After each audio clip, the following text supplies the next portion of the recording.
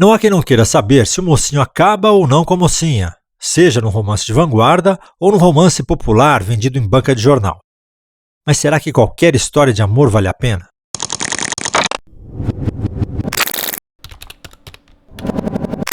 Por que as pessoas amam histórias de amor? Eu acho que elas amam porque faz parte da vida de todo mundo, né? A nossa vida está muito guiada por amar ou não amar, ser ou não ser amado, né? Mesmo que a pessoa diga isso não é uma coisa importante, sempre né?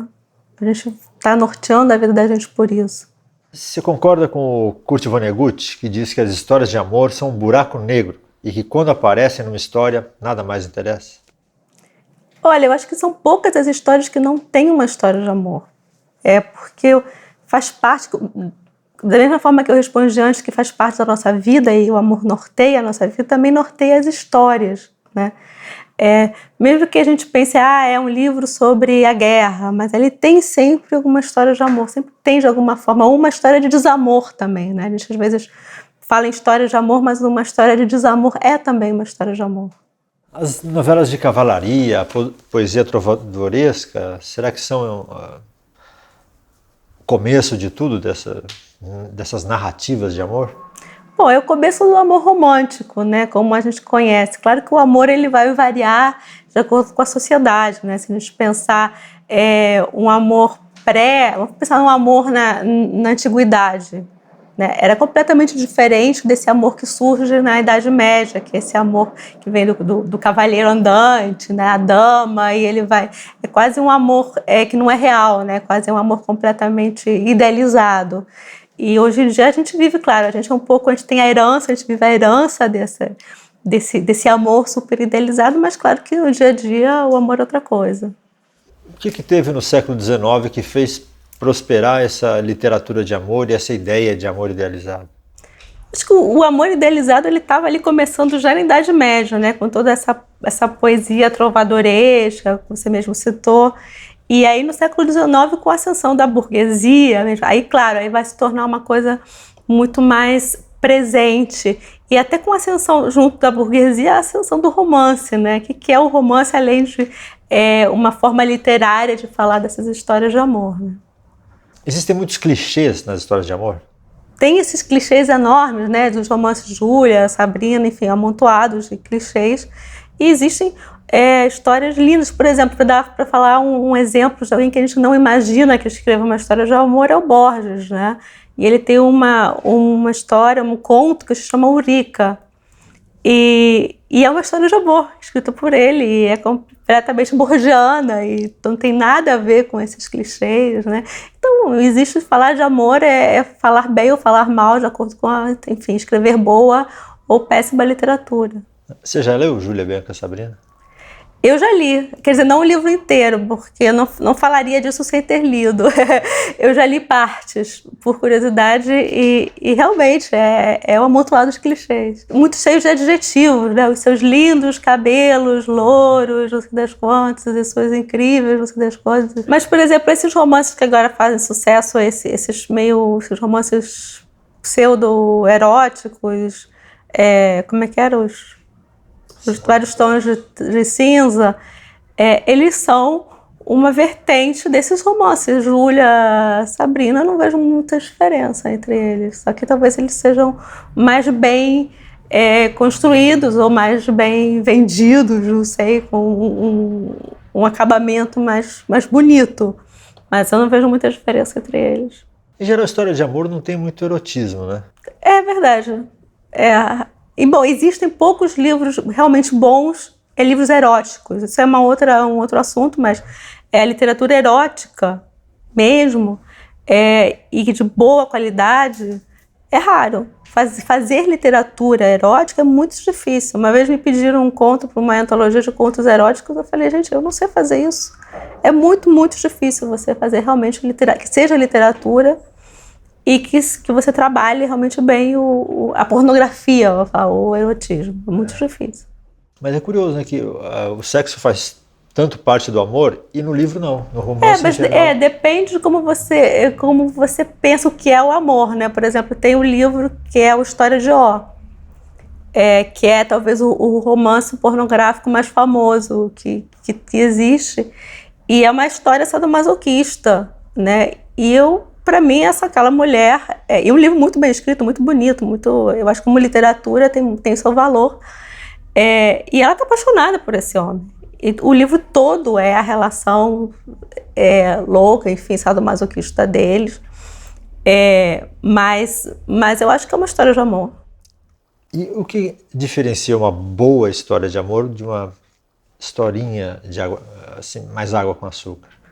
O que diferencia a boa é a literatura e a literatura ruim. Quer dizer, uma história de amor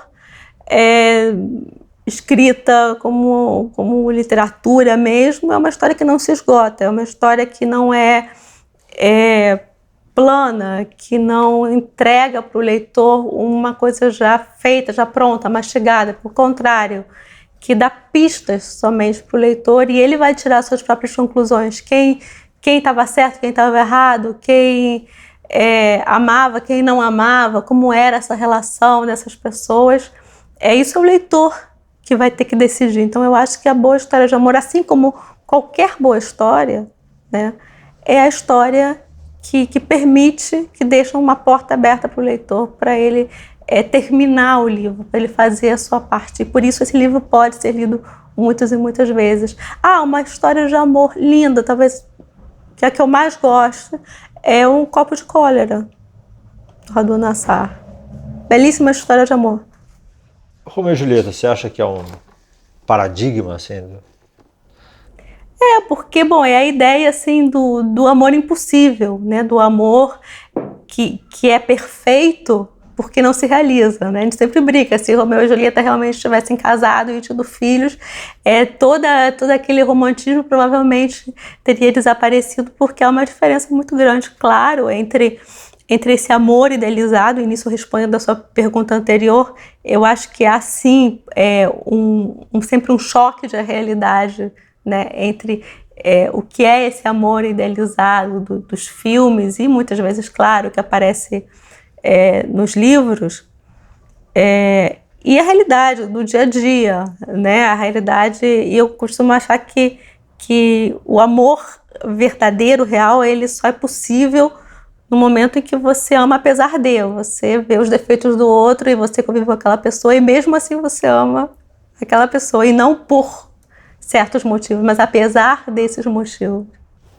Suicídios decorrentes do Werther, da leitura do Werther do Goethe, eles indicam que as histórias de amor podem ter algo doentio? Eu acho que as histórias de amor sempre têm algo de doentio, senão elas não seriam histórias de amor, né? E o que torna essas histórias interessantes e interessantes para a literatura é justamente o aspecto doentio dela, porque um amor resolvido, feliz, bacana, é chato, né?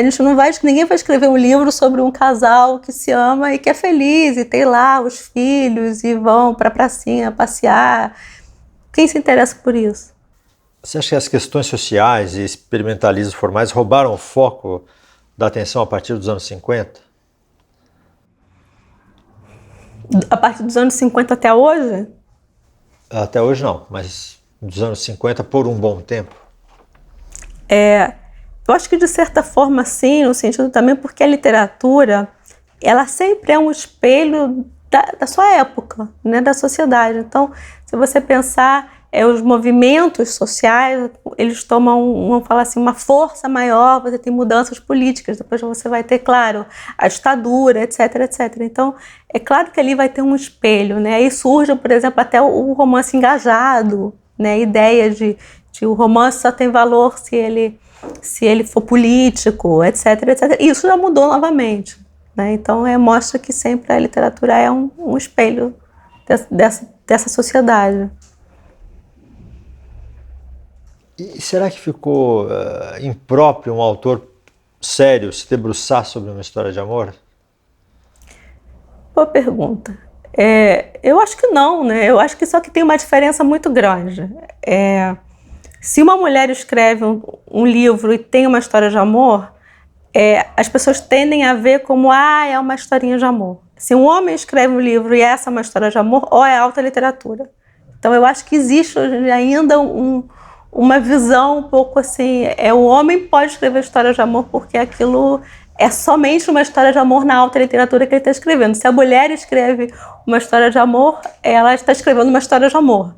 Quer dizer, eu acho que também é um pouco de como é visto se é uma mulher ou é um homem que escreve.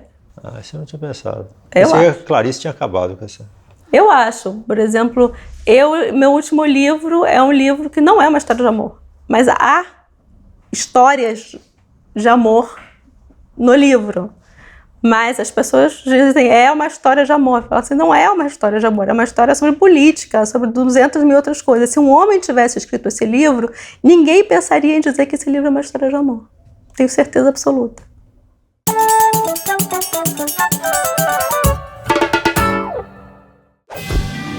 Johann Wolfgang von Goethe nasceu na Alemanha em 1749. Escrito como uma série de cartas, seu livro, Os Sofrimentos do Jovem Werther, é considerado o marco inicial do romantismo na Europa.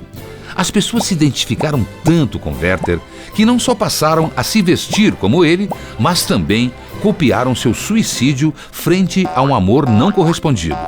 Os escritos de Goethe influenciaram Freud, Nietzsche, Schopenhauer, Darwin, Mozart, Beethoven, Machado de Assis e Guimarães Rosa. Sua maior obra, Fausto, foi escrita e reescrita até o final de sua vida. Neste poema trágico, Mefistófeles aposta com Deus que conseguirá a alma de Fausto.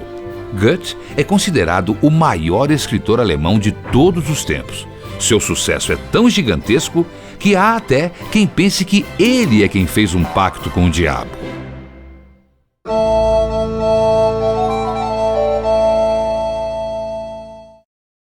Um livro juvenil sobre amor que é imperdível é Luna Clara e Apolo 11, da escritora e roteirista Adriana Falcão. É um livro que começa numa sexta-feira dos ventos, em Desatino do Norte, onde a gente conhece Luna Clara, que é uma menina que está à espera do pai, que é doravante, um homem que anda pelo mundo atrás de aventura, que na verdade é sua mãe, e ele anda com a chuva em cima da sua cabeça. É um livro que fala sobre encontros, desencontros e sobre essa espera da chuva. Em Desatino do Norte nunca chove, é a espera dessa chuva que não vem e a espera desse pai também. E nesse percurso ela conhece Apolo 11, que mora do outro lado, no outro lado da cidade. Ele mora em Desatino do Sul. Ele vem de uma linhagem de Apolos, seu pai é Apolo 10, e a mãe dele chama Madrugada, que é uma mulher que sofre de insônia. Nesse livro a gente se apaixona pelos personagens logo de cara, e há uma profusão deles, são muitos personagens. Na orelha do livro, Ziraldo dá uma dica para o leitor ir anotando o nome dos personagens, para não se perder nessa teia-trama que a autora constrói. É uma narrativa ágil e ela faz uma fusão entre teatro, cinema, TV, e muitas vezes alguns trechos lembram takes de cinema. Eu queria ler um trechinho assim. Lá vinham eles, 2 homens andando pela estrada, vindo de lá de onde o vento vinha. 2 homens andando pela estrada, cada vez mais perto, e aquele vento assoprando tudo em volta. Então ela quase teve um colapso nervoso. Na narrativa, a Adriana passeia pela voz do narrador e a voz dos personagens com bastante maestria. E é uma história metanarrativa. O narrador conversa e lá pelas tantas ele diz: vai, doravante, ninguém aguenta mais essa história. É um livro em que a gente começa a ler e não consegue largar.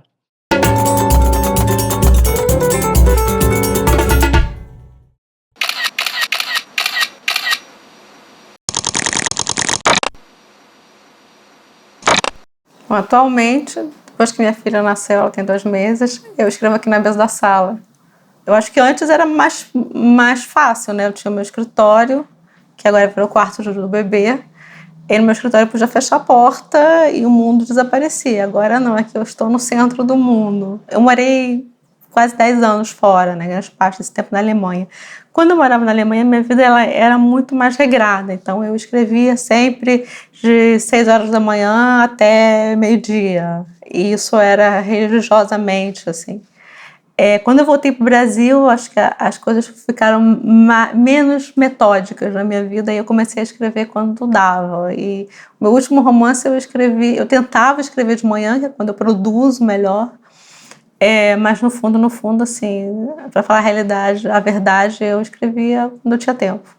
Eu planejo, isso é uma coisa que eu faço sempre. Eu planejo, o início não, quer dizer, né?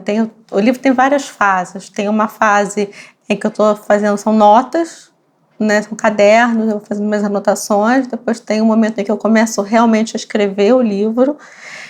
Aí quando eu tenho mais ou menos, vamos falar assim, 10 a 15% do livro já escrito, ou desse primeiro rascunho, aí eu faço uma tabela, mais ou menos. Eu sei que eu escrevo em média 3 laudas por dia, se eu estou bem.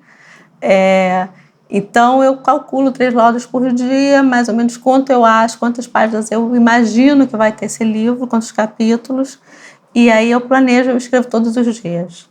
Aí é quando eu realmente começo a escrever o romance. Eu gosto de criar. É um momento assim que eu adoro, o momento que você está... É a primeira versão do livro, você está criando a história. Quando aquilo fica pronto e começa a reescrever, que é um processo infinito, para mim a parte mais chata. Tem gente que é o contrário, né, que adora esse momento. Eu não suporto. E aí eu fico reescrevendo. Eu acho que eu reescrevo o livro até o momento em que eu começo a pensar, se eu continuar reescrevendo esse livro vai virar outro livro. Aí é o momento que eu paro. Eu escrevo, para mim é uma frase muito simples. Eu acho que se eu não escrevesse eu seria infeliz.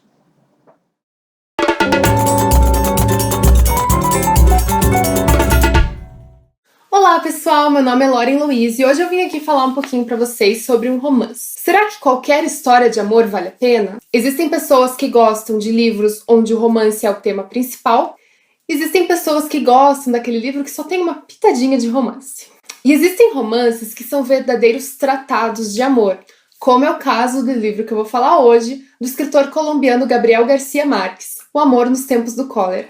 Esse livro conta uma das maiores histórias de amor de todos os tempos, protagonizada por Florentino Ariza e Fermina Daza.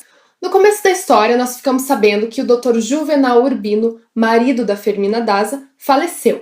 E no seu primeiro dia como viúva, ela recebe uma visita inesperada, o Florentino, que vem ao seu encontro para reforçar um juramento de fidelidade e amor eterno, feito há 51 anos, 9 meses e 4 dias. Por meio de um flashback contado por um narrador onisciente, nós ficamos sabendo todos os detalhes da história. Como eles se conheceram, se apaixonaram, noivaram, uma viagem que ela faz imposta pelo pai para tentar esquecer ele, a volta dela, o momento em que ela se desencanta por ele e como eles levaram as suas vidas até o momento desse reencontro no dia do velório. Apesar do autor não seguir a sequência temporal dos acontecimentos, indo e voltando no tempo, isso não deixa o leitor confuso, porque a história foi muito bem construída. E por que é uma boa história de amor?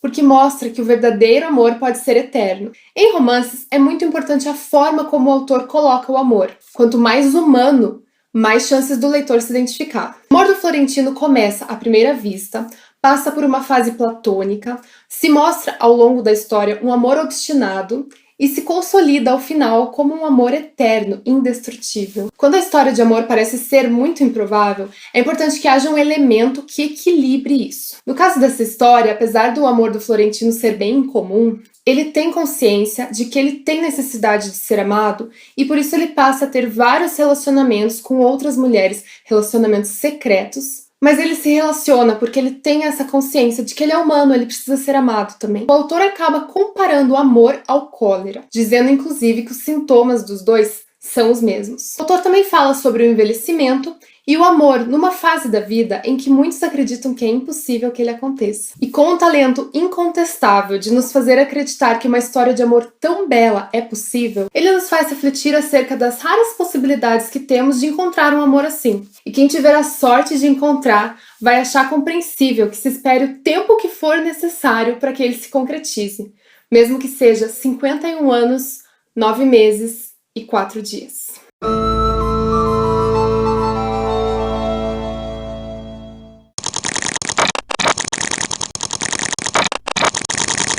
Desencadernadora Take 9.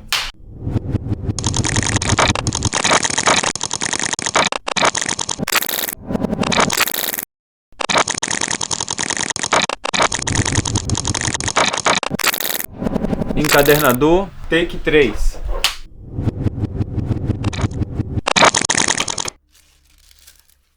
Take 8, encadernador.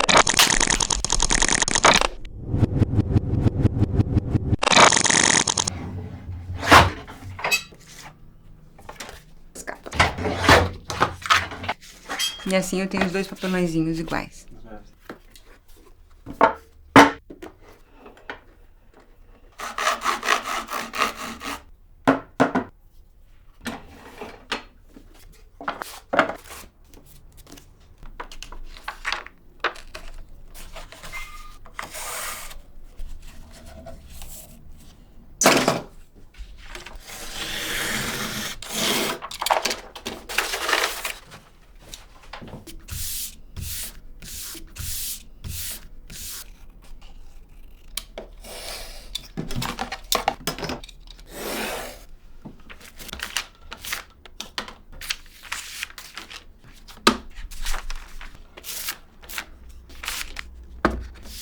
Então eu vou pôr entre duas tábuas com a lombada para fora. O básico para você trabalhar com encadernação seria uma prensa de encaixe. Você prende o livro ali, ele não se mexe, você pode trabalhar. E uma prensa, pelo menos uma prensa para você fechar o livro, para você colar guardas, fazer colagens, para ter um trabalho mais bem feito. Vamos ver se o encaixe tá bom agora, se já ficou bem na prensa. Esse é o resultado do encaixe, essa marcação que você tem nas capas. A tradição, a encadernação tradicional vem da França. É um dos países que eu acho que mais se destacou na encadernação. E na França chegou-se a um nível de refinamento tal que o encadernador francês cobra também o tempo de reflexão.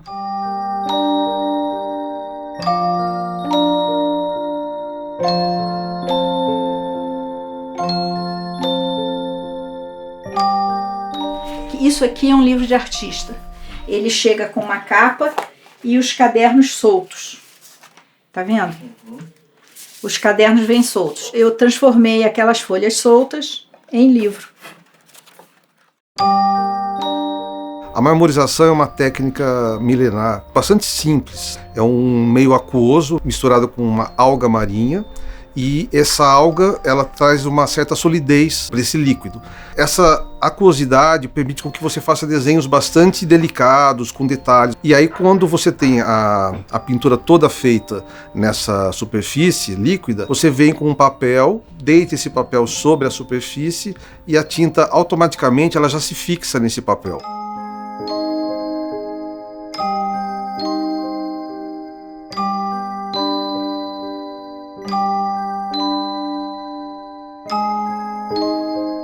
Sempre quando fala o livro está acabando, está mudando talvez de orientação, mas acabar jamais.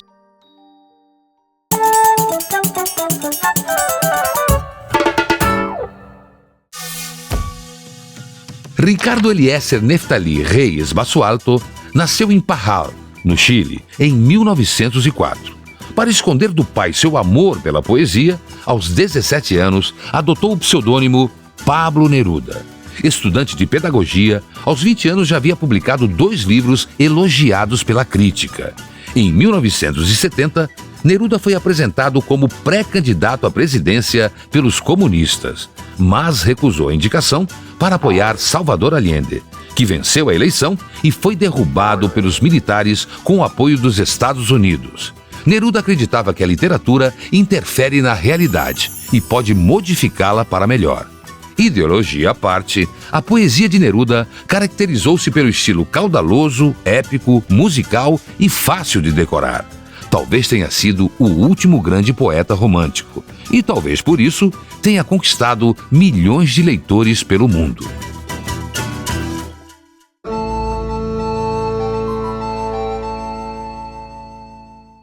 Uma indicação é um autor japonês chamado Tanizaki.